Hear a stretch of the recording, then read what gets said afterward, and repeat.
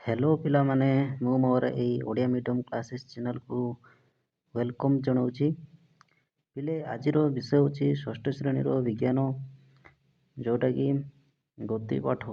Okay, last class रे दशम अध्याय विषय पढ़ते हो ना नहीं? तो आज देखिबा एकादश अध्याय। ओके, एकादश अध्याय विषय देखिबा जोटा कि गति पाठ। ओके, देखो गति माने कौन ताहा आमे प्रथमे देखिबा हो ना गति काहाकू कुआ जाए। ओके, ता पूर्व पिला माने समस्ते लाइक शेयर एवं सब्सक्राइब कर दियंतु पिले। ओके, तो चलंतु लेट करबनी और देखिबा गति पाठ विषय रे। ओके, देखंतु गति विषय देखबा। गति माने कोन गुटे जगारू आ गोटे जगह को स्थान परिवर्तन करता है, माने गोटे स्थान रु आ गोटे स्थान को जाइए।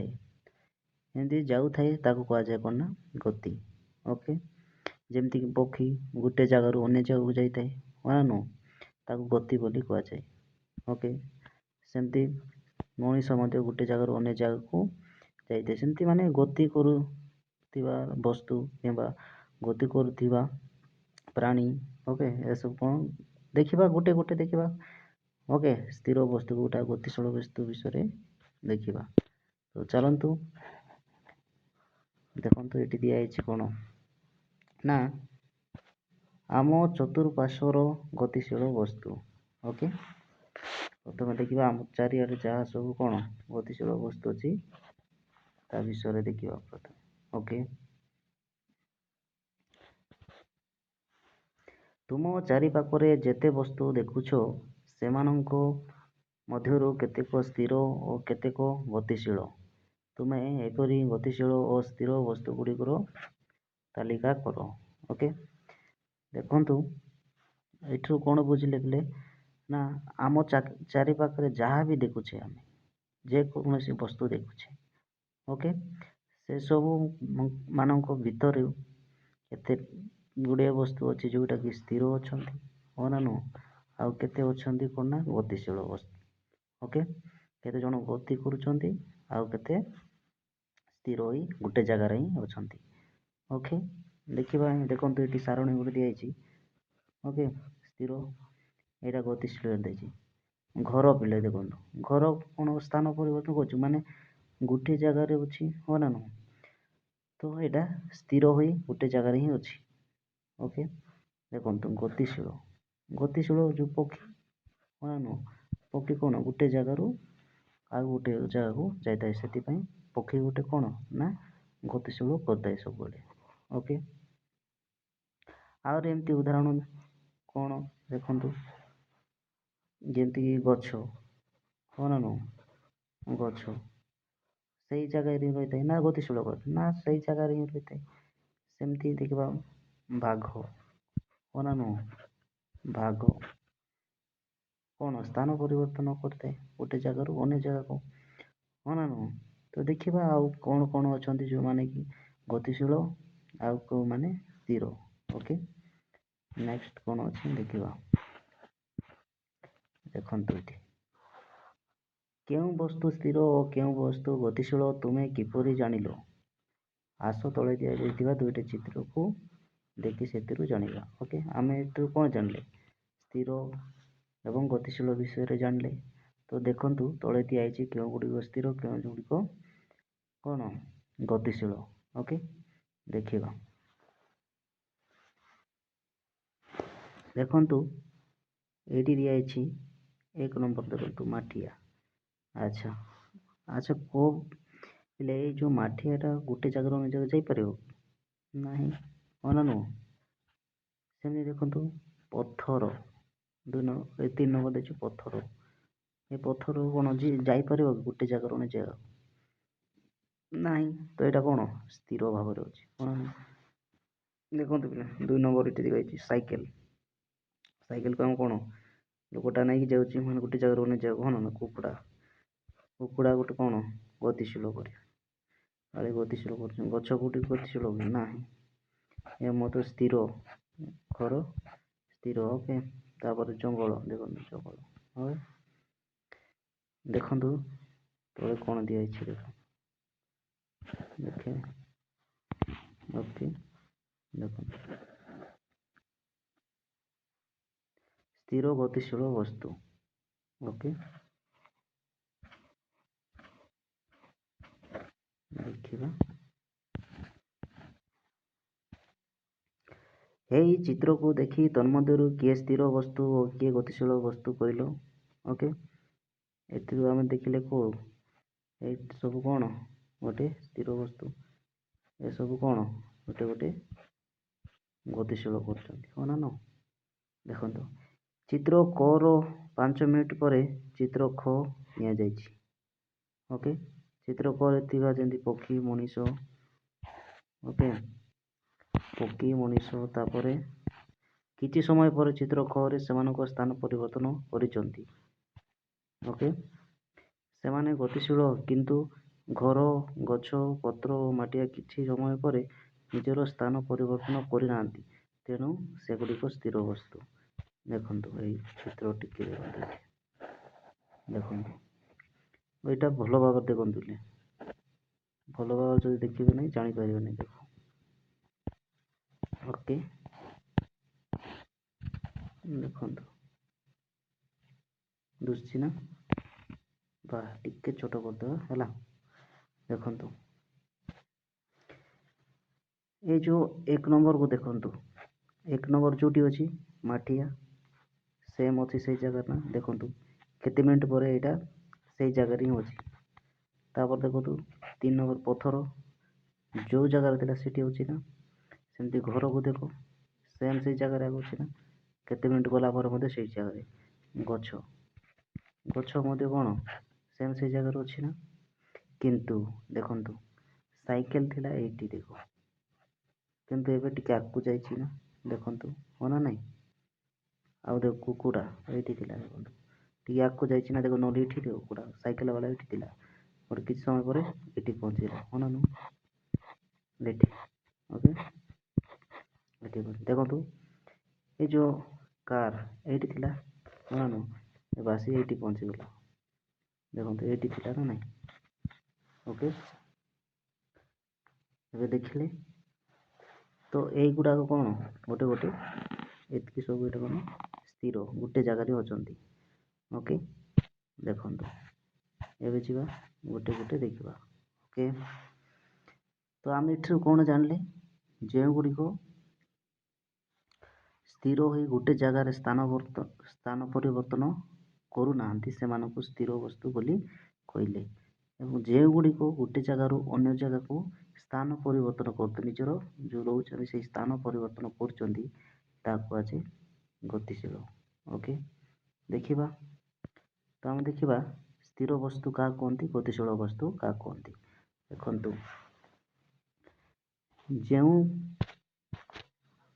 ଯେଉଁ ବସ୍ତୁ ସମୟ ସହ ନିଜର ସ୍ଥାନ ପରିବର୍ତ୍ତନ କରେ ତାହାକୁ ଗତିଶୀଳ ବସ୍ତୁ କୁହାଯାଏ।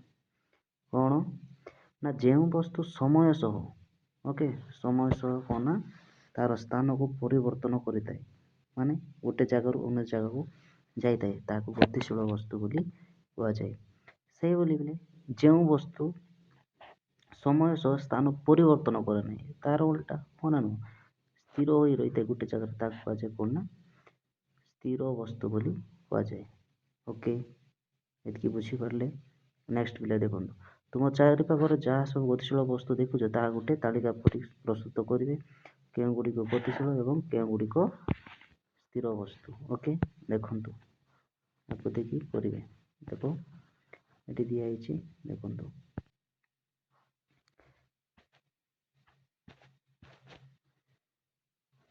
ତ ଉପରୋକ୍ତ ଚିତ୍ରରେ ତୁମେ ଗୋଟିଏ ଚଳଚଞ୍ଚଳ ରାସ୍ତା ଦେଖୁଛ।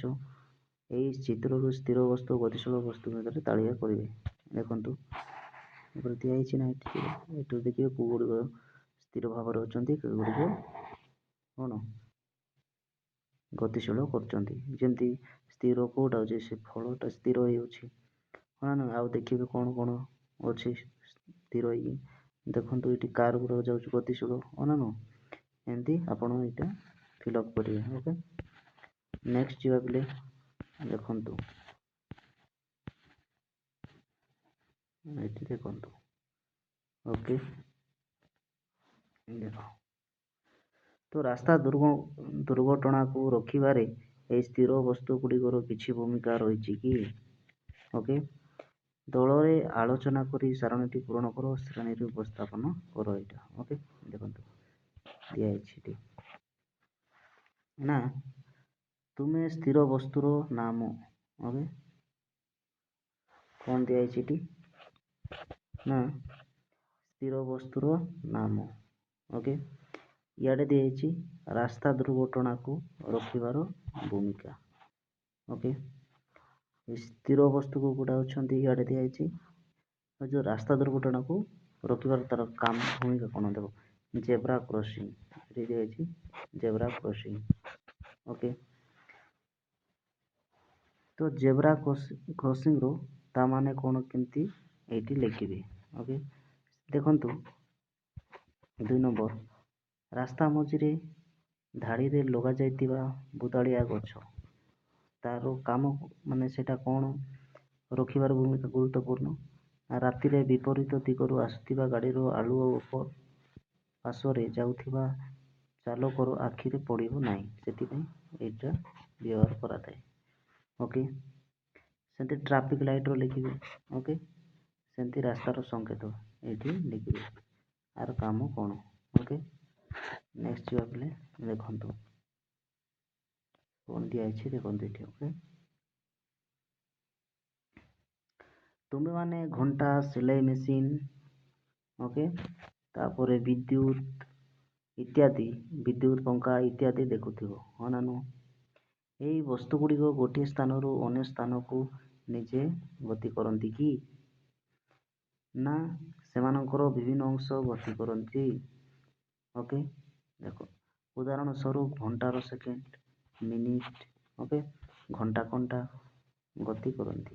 ଦେଖନ୍ତୁ ନା, ଏଠୁ କ'ଣ ବୁଝୁଛୁ ପିଲେ? ଦେଖୁଥିବେ ଆପଣ ଯେମିତିକି ଘଣ୍ଟା, ଓକେ, ସିଲେଇ ମେସିନ୍ ଓ ବିଦ୍ୟୁତ ପଙ୍ଖା। ଓକେ, ଏସବୁକୁ ଦେଖୁଥିବେ, ଆପଣ ଦେଖିଛନ୍ତି ମଧ୍ୟ, ହଁ ନା ନୁହଁ? ଏହି ବସ୍ତୁଗୁର ଗୋଟେ ସ୍ଥାନରୁ ଅନ୍ୟ ସ୍ଥାନକୁ ନିଜ ମାନେ ଗତି କରନ୍ତି କି? ଓକେ, ଦେଖିଥିବେ ଘଣ୍ଟା ଗୋଟେ ଜାଗାରୁ ଅନ୍ୟ ଜାଗାରୁ ଗତି କରୁଛନ୍ତି କି? ସିଲେଇ ମେସିନ୍, ବିଦ୍ୟୁତ ପଙ୍ଖା କରୁଛନ୍ତି କି? ନାହିଁ ନା, ହଁ ନା, ସେମାନଙ୍କର ବିଭିନ୍ନ ଅଂଶ ଅଛି। ଓକେ, ସେ ସବୁ ଗତି କରିଥାନ୍ତି। ଯେମିତିକି କ'ଣ, ଘଣ୍ଟାରୁ ମିନିଟ୍ ଘଣ୍ଟା ସେମିତି ମେସିନ୍ରୁ କ'ଣ ସେଇ ସୁଇଟା ହେଉଥିବ, ମାନେ ସ୍ଥାନ ପରିବର୍ତ୍ତନ କରିଥାଏ, ଏବଂ ବିଦ୍ୟୁତ ପଙ୍ଖା ଦେଉଥିବ, ଘୁରୁଥିବ, ହଁ ନା ନାହିଁ? ତାର ଅଂଶ ଗତି କରିଥାନ୍ତି, କିନ୍ତୁ ସମ୍ପୂର୍ଣ୍ଣ କ'ଣ ସେ ଘଣ୍ଟା କ'ଣ ଗୋଟେ ଜାଗାରୁ ଅନ୍ୟ ଜାଗାକୁ ଯାଇଥାଏ କି? ନାହିଁ। ଦେଖନ୍ତୁ ଉଦାହରଣ ଯେମିତିକି ଘଣ୍ଟାର ସେକେଣ୍ଡ, ମିନିଟ, ଘଣ୍ଟା, ଓକେ, ଏସବୁ ଗତି କରିଥାନ୍ତି। ସେମିତି କ'ଣ ବିଦ୍ୟୁତ ପଙ୍ଖାର କ'ଣ ବ୍ଲେଡଟା ଥାଏ, ହଁ ନା ନୁହଁ? ତାହା ଗତି କରୁଥାଏ। ଉପର ଆଲୋଚନାରୁ ଆମେ ଜାଣିଲେ ଯେ ସମୟ ଅନୁସାରେ ବସ୍ତୁର ବା ତାହାର ଅଂଶ ଗୁଡ଼ିକ ସ୍ଥାନ ପରିବର୍ତ୍ତନକୁ ଗତି କୁହାଯାଏ। ତ ଏଥିରୁ ଆମେ କ'ଣ ଶିଖିଲେ ପିଲେ? ନା, ସମୟ ଅନୁସାରେ ବସ୍ତୁର ତାର ଅଂଶ ଗୁଡ଼ିକର ସ୍ଥାନ ପରିବର୍ତ୍ତନ, ଓକେ, ତାର ଅଂଶ ସ୍ଥାନ ପରିବର୍ତ୍ତନ କରୁଛି ପିଲେ, ସେଥିପାଇଁ ତାକୁ କୁହାଯାଏ କ'ଣ ନା, ଗତି ବୋଲି କୁହାଯାଏ। ଓକେ, ଆମେ କ'ଣ ଜାଣିଲେ, ଗତି କ'ଣ ଜାଣିଲେ ପିଲେ, ଏବଂ ସ୍ଥିର ବୋଲି ମାନେ ସ୍ଥିର ମଧ୍ୟ ଜାଣିଲେ, ଗତିଶୀଳ ମଧ୍ୟ ଜାଣିଲେ। ଓକେ, ତ ଆସ ସେମାନଙ୍କର ଚିତ୍ରର ଗତିର ପ୍ରକାରଭେଦ ବିଷୟରେ ଏଠାରେ ଆଲୋଚନା କରିବା। ଓକେ, ଦେଖନ୍ତୁ ଗତିର ପ୍ରକାରଭେଦ ଏଠି ଦିଆଯାଇଛି, ଦେଖ। ଓକେ, ଏଟା ଦୁଶୁଛି ନା ନାହିଁ? ଦୁଶୁଛି। କ'ଣ ଦେ ରାସ୍ତାରେ ଯାନବାହନ, ଦେଖନ୍ତୁ ଚାଲିଛି ନା ରାସ୍ତାରେ ଯାନବାହନ, ସେମିତି ଏଠି କ'ଣ ସେମିତି ଦେଖନ୍ତୁ, ଘରେ ଧାଡ଼ିରେ ପ୍ୟାରେଡ଼ ଚାଲିଛି, ହଁ ନା ନୁହଁ? ସେମିତି ଗଛର ଆମ୍ବ ଝଡ଼ିବା, ଦେଖନ୍ତୁ ଗଛରେ କ'ଣ ଆମ୍ବ ଝଡ଼ୁଛି, ହଁ ନା ନୁହଁ? ସେମିତି ଦୌଡ଼ିବା, ଏ ଛୁଆଟା ଦୌଡ଼ୁଛି। ଓକେ, ଏସବୁ ଗୋଟେ କ'ଣ ଦେଖ, ଆମ୍ବ ସିଧା ହେଇ ପଡ଼ୁଛି ନା ତଳେ, ତ କ'ଣ ସିଧା ଏଇ ଇଏ କ'ଣ ସିଧା ଦୌଡ଼ୁଛି ନା, ସିଧା ଦୌଡ଼ୁଛି, ଇଏ କ'ଣ ଫେରାର କ'ଣ ସିଧା କରୁଛନ୍ତି, ମନା ନୁହଁ। ଆଗେ କ'ଣ ସିଧା ଯାନବାହନ ଯାଉଛ, ତ ଗୋଟେ କ'ଣ ସରଳ ରହିବ ଗତି। କ'ଣ ଏସବୁ ଦେଖିଲେ ଦେଖିବା କ'ଣ ମାନେ ଗତିର ପ୍ରକାର ଭେଦ ବିଷୟରେ। ଓକେ, ମାନେ ଗତିଟା କେତେ ପ୍ରକାର ଅଛି, କି ଗତି ଅଛି ସେ ବିଷୟରେ ଦେଖିବା। ଆସନ୍ତୁ ଦେଖ ନେକ୍ସଟ କ'ଣ ଦିଆଯାଇଛି। ଓକେ, ଦେଖ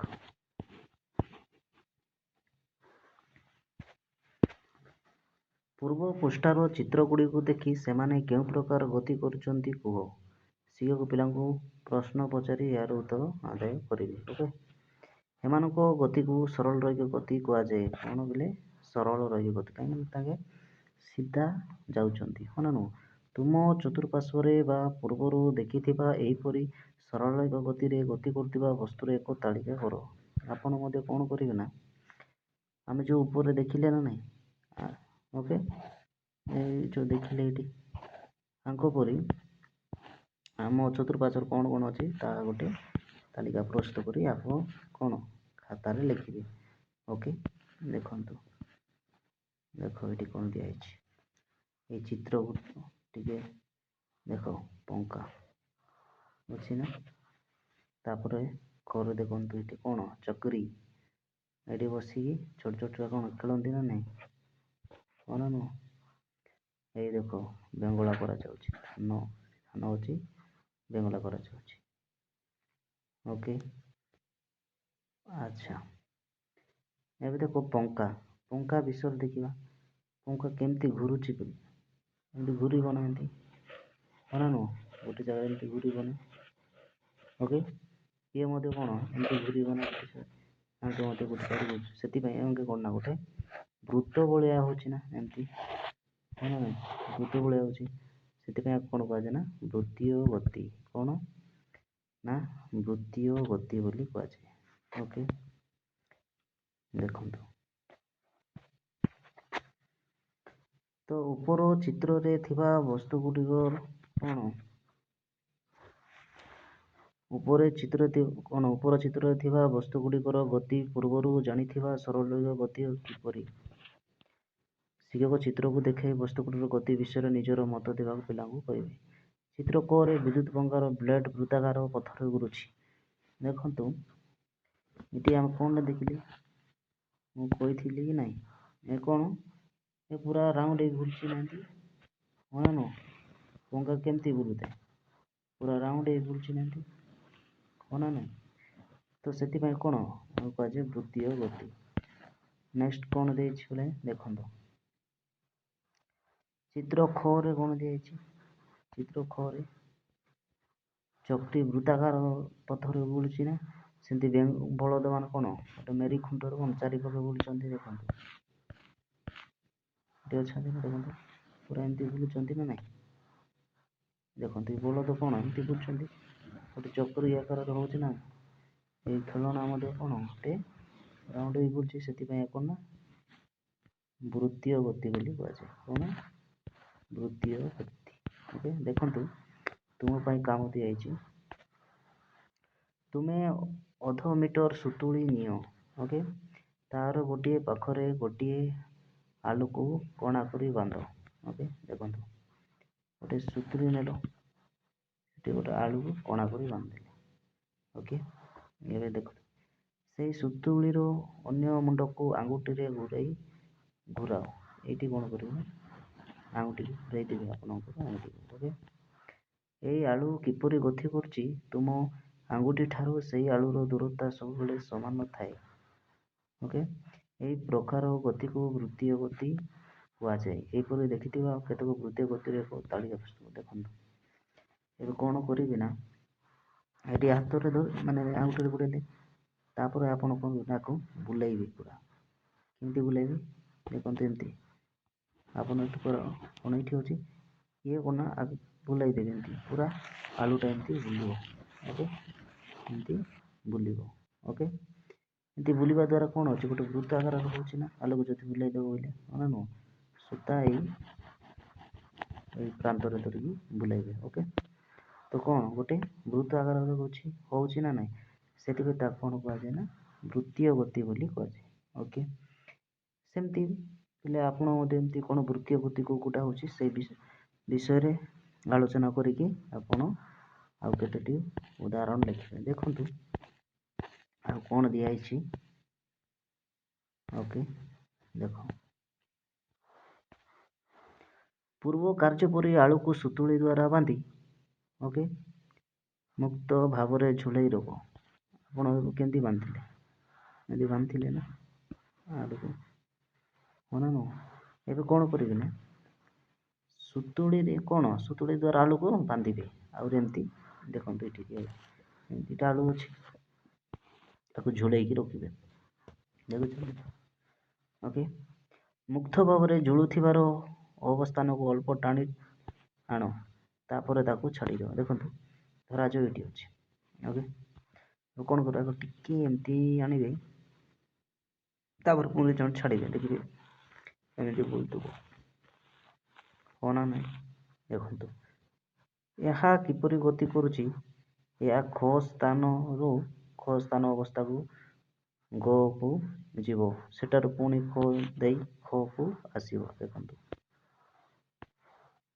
ଏବେ କ'ଣ ହେଲା, ଏଠରୁ ନେଇଗଲେ ଏମିତି କିନା ଏଠିକି ଆଣିଦେଲେ, କ'ଣ ନୁହଁ, ତାକୁ ପୁଣି ତ ଛାଡ଼ିଦେବେ। ଛାଡ଼ିଦେବା ଦ୍ୱାରା କ'ଣ ହେଉଛି, ଖକୁ ଯାଇକିନା ପୁଣି ଥରେ ଖ ଘ କରୁ ଆସି ପୁଣି ଥରେ ଏମିତି ଏମିତି ଚାଲୁଥିବ, ହଁ ନା ନୁହଁ? ତ ଏହା କିପରି ଗତି କରି ଚାଲୁଥିବ, ଶେଷରେ ଏହା ସ୍ଥିର ହେବ। ଏଇଟା ଏମିତି ଗୋଟେ ସମୟ ହେବ, କ'ଣ ନା ଏମିତି ବୁଲୁଥିବ, ଏମିତି ଏଠି ଯାଉଥିବ, ଘରେ ଆସୁଥିବ, ଘରେ ଯାଉଥିବ, ଏମିତି କେତେ ମାନେ ଏମିତି ଗୋଟେ ସମୟ ହେବ, କ'ଣ ନା ଇଏ ରହିଯିବ, ଏହା ଷ୍ଟପ୍ ହେଇଯିବ। ଓକେ, ତ ଏଇଟା ଗୋଟେ କେମିତି ବୁଲୁଛି, କେଉଁ ପ୍ରକାର ଗତି ହେବ? ଦେଖନ୍ତୁ ଏହି ଆଳୁଟି ଏକ ନିର୍ଦ୍ଦିଷ୍ଟ ସମୟ ପରେ ତାହାର ଗତିକୁ ପୁନରାବୃତ୍ତି କରୁଛି, ହଁ ନା ନାହିଁ? ଦେଖନ୍ତୁ ଏଠି ଅଛି, ଏଠି ଖ ଧରାଯାଉ, ଏଠି ଖ, ଏଠି ଧରାଯାଉ ଆମ ଆଳୁକୁ ଝୁଲେଇଲି, ହଁ ନା ନୁହଁ? ଏଠି ଚାଲୁଛି, ତ ଆଳୁ ଯାକୁ ଝୁଲେଇବା ଦ୍ୱାରା ଏଠି ଖରେ ଯାଉଛି, ଖରେ ଆସୁଛି, ଖରେ ଯାଉଛି, ଖରେ ଏମିତି ଝୁଲୁଛି, ହଁ ନା ନୁହଁ? ଏମିତି ଝୁଲୁଛି। ତ ଏହା କ'ଣ ପୁନର୍ବାର, ଦେଖନ୍ତୁ ଖରେ ଥିଲା, ଖରୁ ଟୁରୁ ଗଲା ଖରେ, ପୁନର୍ବାର ଖରେ ଆସୁଛି ନା ନାହିଁ? ପୁନର୍ବାର ଏଇ ଖରେ ଆସୁଛି, ହଁ ନା ନାହିଁ? ତ ଏଇଟା କ'ଣ ପୁନରାବୃତ୍ତି କରୁଛି, ପୁନର୍ବାର ଯାଉଛି, ପୁନର୍ବାର ଆସୁଛି, ପୁନର୍ବାର ଯାଉଛି। ସେଥିପାଇଁ କ'ଣ ଏଇ ଗତିକୁ କ'ଣ କୁହାଯାଏ ନା ଦଳନ ଗତି କୁହାଯାଏ। କ'ଣ ନା ଦଳନ ଗତି ବୋଲି କୁହାଯାଏ। ତ କ'ଣ ଜାଣିଲେ ଏଠି ନା ନିର୍ଦ୍ଦିଷ୍ଟ ସମୟରେ ତାର ଗତିକୁ ପୁନରାବୃତ୍ତି କରୁଛି, ମାନେ ପରିବର୍ତ୍ତନ କରୁଛି। ଅନ୍ୟ କେତେକ ଏହିପରି ଦଳନଟିର ଆପଣ ଉଦାହରଣ ଦେବେ। ଦେଖନ୍ତୁ ଉଦାହରଣ ଏଠି ଦିଆହେଇଛି, ଦେଖ ଦିଆହେଇଛି ଏଠି, ଦେଖ ଝିଅଟା ଦୋଳି ଖେଳୁଛି, ହଁ ନା ନୁହଁ? ଏଠି ଦେଖନ୍ତୁ ଏଇଟା ମଧ୍ୟ ଏଇଟା ଦେଖନ୍ତୁ, ଏଇଟା ତିନିଟା ଅଛି ନା, ଏଇଟା ବୁଲୁଥିବ ନା ଏମିତି ଟଙ୍ଗ ଟଙ୍ଗ ଟଙ୍ଗ, ଏମିତି କ'ଣ ସାଉଣ୍ଡଟା ଆସୁଥିବ। ଦେଖନ୍ତୁ ନେକ୍ସଟ ମେସିନ୍ର ଯେଉଁ କ'ଣ ଯେତେବେଳେ ସିଲେଇ କରିଥାଉ, ଛୁଞ୍ଚିଟା କ'ଣ ତଳ ଉପରେ ହୋଇଥାଏ ନା, ସେମିତି ସାଇକେଲ ମଧ୍ୟ ସେମିତି, ହଁ ନା ନୁହଁ? ତ ଏସବୁ ଗୋଟେ କ'ଣ ବୃତ୍ତୀୟ ଗତିର ଉଦାହରଣ। କ'ଣ ବୃତ୍ତୀୟ ଗତି, ସରି ବୋଲେ କ'ଣ ଅଛି, ଦଳନ ଗତି। କ'ଣ ଦଳନ ଗତି, କି ଗତି? ଦଳନ ଗତି କୁହାଯାଏ। ଓକେ, ତ ଗୋଟିଏ ବସ୍ତୁରେ ଏକାଧିକ ଗତି ଦେଖିବା। ଏବେ ଗୋଟିଏ ବସ୍ତୁରେ ଏକାଧିକ ଗତି କେମିତି ଦେଖନ୍ତୁ। ଉପର କ ଚିତ୍ରରେ କ'ଣ ଦେଖୁଛ, ଦେଖନ୍ତୁ ଏଇ ଯେଉଁ କ ଚିତ୍ରରେ କ'ଣ ଦେଖୁଛ, କ'ଣ ଅଛି ଦେଖନ୍ତୁ, ଗୋଟେ କ'ଣ ଟାଇଲର ଯିଏକି ଦରଜି ମେସିନ୍ କ'ଣ ଚଲାଉଛି ନା, ତ ମେସିନ୍ ଚୁଞ୍ଚିକି ଦେଖିଲେ ଆମେ ଯଦି ଦେଖିବା କ'ଣ ଅଛି, ତଳ ଉପର ଯୋଉ କ'ଣ ଅଛି ଗୋଟେ, ଦେଖନ୍ତୁ ଏଠାରେ ମେସିନ୍ଟି ଗୋଟିଏ ସ୍ଥାନରେ ଅଛି, ହଁ ନା? ଏଠାରେ କ'ଣ ନା ମେସିନ୍ ଗୋଟିଏ ସ୍ଥାନରେ ଅଛି, କିନ୍ତୁ ଦରଜିର ପାଦର ଚାଳନା ଫଳରେ ମେସିନ୍ର ଚକ କ'ଣ ବୃତ୍ତାକାର ପଥରେ ଘୁରେ। ଜଣାନୁ ମେସିନ୍ର ଛକଟା କ'ଣ ବୃତ୍ତାକାର ପଥର ଘୁରୁଛି ଏବଂ ମେସିନ୍ର ଛୁଞ୍ଚି ଉପରୁ ତଳ ହୋଇ ସରଳ ରେଖ ଗତି କରୁଛି। ଦେଖନ୍ତୁ ଓକେ, ଦେଖନ୍ତୁ ଏଠି କେତେ ପ୍ରକାର ମାନେ ଗୋଟେ ବସ୍ତୁରେ କେତେ ପ୍ରକାର ଗତି ହେଉଛି। ଦେଖନ୍ତୁ ଏଇ ଯେଉଁ ଛକ ଦେଉଛି ନା ଏଠି, ଏଇ ଛକ କ'ଣ ତାର ଗୋଡ଼ ଯେତେ ଫୋର୍ସ କରୁଥିବ ସେତିକି ଏଇଟା କ'ଣ ବୁଲୁଥିବ ନା ଏଇଟା ଏମିତି। ତ ଏଇଟା ଗୋଟେ କ'ଣ ଏମିତି ବୁଲିବା ଦ୍ୱାରା ଦୁଇଟା ହେଲା ଏ ଛକ କ'ଣ ହେଲା ନା ବୃତ୍ତୀୟ ଗତି। କ'ଣ ବୃତ୍ତୀୟ ଗତି ହେଲା। ଓକେ, ବୃତ୍ତୀୟ ଗତି। ସେମିତି ଦେଖ ଛୁଞ୍ଚିଟା ତଳ ଉପରେ ରହୁଛି ସିଧା ହେଉଛି ନା, ତ ଏଇଟା କ'ଣ ସରଳ ରୈଖିକ ଗତି। କ'ଣ ସରଳ ରୈଖିକ ଗତି। ଦେଖନ୍ତୁ ସେ ଛୁଞ୍ଚି ହେଲା ସରଳ ରୈଖିକ ଗତି। ଓକେ, ନେକ୍ସଟ ବୋଲେ ଦେଖନ୍ତୁ ଏଇଠି ସେଭଳି ପୂର୍ବ ପୃଷ୍ଠାର 11 ଦେଖି ଦେଖନ୍ତୁ ଏଠି କ'ଣ ଦିଆଯାଇଛି ଦେଖୁଛ ନା ଏଇ ଆବର୍ତ୍ତୀ ଗତିଟା। ଓକେ, ଦେଖନ୍ତୁ ଆବର୍ତ୍ତୀ ଗତି ବିଷୟରେ ଦେଖିବା। ଓକେ, ଏଠାରେ କି ପ୍ରକାର ଗତି ହେଉଥିବାର ଦେଖାଯାଉଛି ତୁମେ ଖାତାରେ ଲେଖ। ଏଇ ଯେଉଁ ଏଠି କି ଗତି ହେବାର ଦେଖୁଛ ଦେଖିବେ ଆପଣ। ଓକେ, ନେକ୍ସଟ ପିଲେ ଦେଖନ୍ତୁ ତୁମ ଚାରି ପାଖରେ ଥିବା ବର୍ଣ୍ଣନ କରୁଥିବା ବୃତ୍ତୀୟ ଗତିର ଉଦାହରଣ ହୋଇଥିଲା ବେଳେ ପୃଥିବୀ ନିଜ ଅକ୍ଷ ଚାରିପାଖରେ କ'ଣ କରୁଥିବା ଗତି ଆବର୍ତ୍ତୀ ଗତି। ଆଚ୍ଛା, ଦେଖନ୍ତୁ ସୂର୍ଯ୍ୟ କ'ଣ ନା ଚାରିପାଖରେ ସୂର୍ଯ୍ୟ ଚାରିପାଖରେ କିଏ ଘୁରୁଛି? ଆମ ପୃଥିବୀ ଘୁରୁଛି। ହଁ ନା ନୁହଁ? ଆମ ପୃଥିବୀ ଘୂର୍ଣ୍ଣନ କରୁଛି। ତ ଏଇଟା କ'ଣ ବୃତ୍ତୀୟ ଗତିର ଉଦାହରଣ। କେଉଁ ଗତି? ବୃତ୍ତୀୟ ଗତି। ହଁ ନା ନୁହଁ? ବୁଲୁଛି ନା। ଓକେ, ତ ଦେଖନ୍ତୁ ପୃଥିବୀ ନିଜ ଅକ୍ଷ ଚାରିପାଖରେ ଘୁରୁଥିବା ଗତି ଆବର୍ତ୍ତ ଗତି। ଦେଖନ୍ତୁ କ'ଣ ବୁଝିଲେ? ଦେଖ এইটা ହେଲା ପୃଥିବୀ। ଓକେ, ଏଇଟା ହେଲା ପୃଥିବୀ, এইটা ହେଲା ସୂର୍ଯ୍ୟ। ତ ସୂର୍ଯ୍ୟ ଚାରିପାଖରେ କିଏ ଘୁରୁଛି? ଇଏ ବୁଲୁଛି ନା ନାହିଁ? ଆକୁ କୁହାଗଲା କ'ଣ ନା ବୃତ୍ତୀୟ ଗତି। ରାଉଣ୍ଡ ହେଉଛି ନା କ'ଣ ନା କିଏ ଘୁରିଲା କା ଚାରିଆଡ଼େ? এইটা ହେଲା ସୂର୍ଯ୍ୟ। କ'ଣ এইটা ସୂର୍ଯ୍ୟ। ହଁ ନା ନୁହଁ? এইটা ହେଲା ପୃଥିବୀ। ଓକେ, ପୃଥିବୀ। ଓକେ, ତ ଦେଖିଲେ ଆମେ କ'ଣ ନା ଏଇ ଯେଉଁ ପୃଥିବୀ ସୂର୍ଯ୍ୟ ଚାରିଆଡ଼େ ଏମିତି ବୁଲୁଛି। ଏଇଟା ଗୋଟେ କ'ଣ ସେଥିପାଇଁ କୁହାଗଲା ବୃତ୍ତୀୟ ଗତି। ତ ପୃଥିବୀ କେଉଁ ଗତିରେ ବୁଲୁଛି ନା ବୃତ୍ତୀୟ ଗତି। କିନ୍ତୁ ପୃଥିବୀ ନିଜ ଅକ୍ଷ ଚାରିପାଖରେ ବୁଲୁଛି। ଦେଖନ୍ତୁ ତ ପୃଥିବୀ ଏଇଟା ସୂର୍ଯ୍ୟ ବୁଲୁଛି ନା। ଦେଖନ୍ତୁ ଇଏ ଚାରିଆଡ଼େ ବୁଲିବା ଏ ତ ବୁଲୁଛି ଚାରିଆଡ଼େ, କିନ୍ତୁ ପୃଥିବୀ ମଧ୍ୟ କ'ଣ ନା ନିଜ କ'ଣ ବୁଲୁଛି ନା ନାହିଁ? ପୃଥିବୀ ମଧ୍ୟ ଘୁରୁଛି। ତ ପୃଥିବୀ ନିଜେ ଘୁରିବାକୁ କ'ଣ କୁହାଯାଏ ନା ଆବର୍ତ୍ତୀ ଗତି। କ'ଣ ଆବର୍ତ୍ତୀ ଗତି। ସେଇଭଳି ଦେଖନ୍ତୁ ଗୋଟିଏ କାନ୍ତଘଣ୍ଟା କଥା। ଚନ୍ଦ୍ରର ପୃଥିବୀ ପ୍ରତିକୋଣ ଏବଂ ସର୍କସରେ ଦେଖାଯାଉଥିବା ବିଭିନ୍ନ ପ୍ରକାର ଗତି ବିଷୟରେ ଶିକ୍ଷକ ପିଲାଙ୍କ ସହ ଆଲୋଚନା କରିବେ। କେଉଁ ସବୁ ବସ୍ତୁ ଏକାଧିକ ଗତି କରିଥାନ୍ତି? ଖାତାରେ ଲେଖ ଏବଂ ସାଙ୍ଗମାନଙ୍କ ସହିତ ଏହି ବସ୍ତୁ କ'ଣ ଏକାଧିକ ଗତି ବିଷୟରେ ଆଲୋଚନା କରି ଲେଖ। ଦେଖନ୍ତୁ ତ ଆପଣ ଏମିତି ଲେଖିବେ ଆଉ କେଉଁ ବସ୍ତୁରେ ବୁଝିପାରିଲ। ତ କେଉଁ ମାନେ ଗୋଟିଏ ବସ୍ତୁରେ ଏକାଧିକ ଗତି ହେଉଛି। ଓକେ, ସେସବୁ ବିଷୟରେ ସାଙ୍ଗମାନଙ୍କ ସହିତ ଆଲୋଚନା କରି ଲେଖିବେ। ଓକେ, ତ ଆମେ ଏଠି କ'ଣ ଜାଣିଲେ ପିଲେ ନା ନିଜେ କ'ଣ ପୃଥିବୀ ସୂର୍ଯ୍ୟ ଚାରିପାଖରେ ବୁଲିବାକୁ କ'ଣ କୁହାଗଲା ନା ବୃତ୍ତୀୟ ଗତି କୁହାଗଲା ଏବଂ ସେ ନିଜ ଅକ୍ଷ ଚାରିପଟେ ଘୁରୁଥିବାରୁ କ'ଣ କୁହାଗଲା ନା ଆବର୍ତ୍ତୀ ଗତି। ଓକେ, ତ ପିଲେ ଏତିକି ବୁଝିପାରିଲେ। ନେକ୍ସଟ କ୍ଲାସକୁ ପିଲେ ଆଉ ଗୋଟେ ଭିଡ଼ିଓ ଆଣିବି ଯେଉଁଟାକି ଆମର ଏଇ ପାଠର ପ୍ରଶ୍ନ ଉତ୍ତର। ଓକେ, ତ ପିଲେ ଆଜି ଆମେ ଏଇ ଚାପ୍ଟରକୁ ଆମେ ସାରିଦେଲେ। ଓକେ, ତ ଗତି ଚାପ୍ଟରଟା ଆମେ ସାରିଦେଲେ। ତ ନେକ୍ସଟ କ୍ଲାସ୍କୁ ଦେଖିବା ଦ୍ୱାଦଶ ଅଧ୍ୟାୟ ଆଇବ। ଓକେ, ତା ବିଷୟରେ ଆମେ ପଢ଼ିବା। ତ ପିଲାମାନେ ଏଇ ଭିଡ଼ିଓଟାକୁ ଆମେ ଏଇଠି ଏଣ୍ଡ କରିଦେବା। ତ ପିଲାମାନେ ଏଇ ଭିଡ଼ିଓଟାକୁ ଏଣ୍ଡ କରିବା ପୂର୍ବରୁ ସମସ୍ତେ ଲାଇକ୍, ସେୟାର ଏବଂ ସବସ୍କ୍ରାଇବ୍ କରିଦିଅନ୍ତୁ। ଓକେ, ଏବଂ କମେଣ୍ଟ ମଧ୍ୟ କରନ୍ତୁ। ପିଲେ କମେଣ୍ଟ କରୁନାହାନ୍ତି ଆପଣ।